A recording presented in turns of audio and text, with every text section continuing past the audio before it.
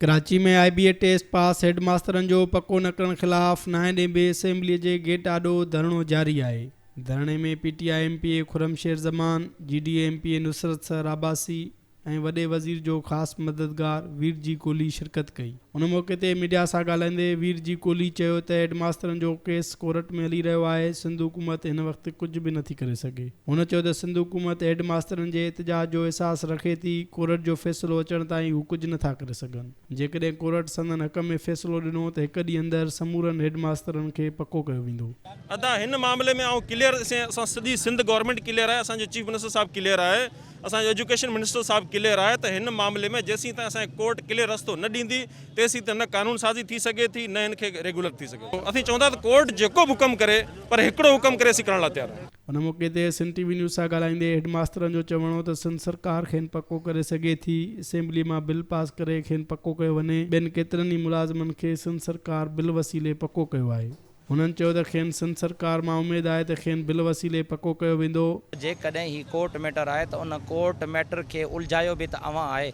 असां त न हिन कोर्ट जे अंदरि पार्टी आहियूं, न असां प्लेंटिफ आहियूं, न डिफेंडेंट आहियूं।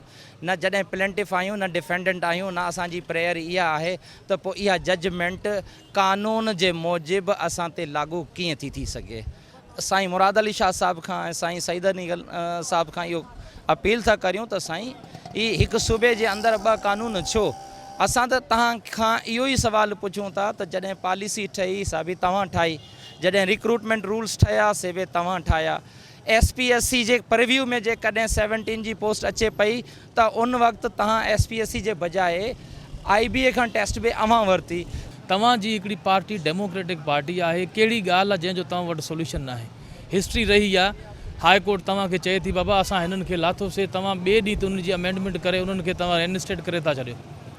पहिरियों बि हिते 2 साल पहिरियों बि असां ते लाठी चार्ज कई वई। हाणे असांजे मसइले खे जंहिं तरफ़ धिकियो थो वञे उहो आहे हाई कोर्ट जो केस। हाई कोर्ट जे केस खे बेस बनाए करे असांखे चयो वञे थो असां तव्हांखे रेगुलर नथा करे सघूं।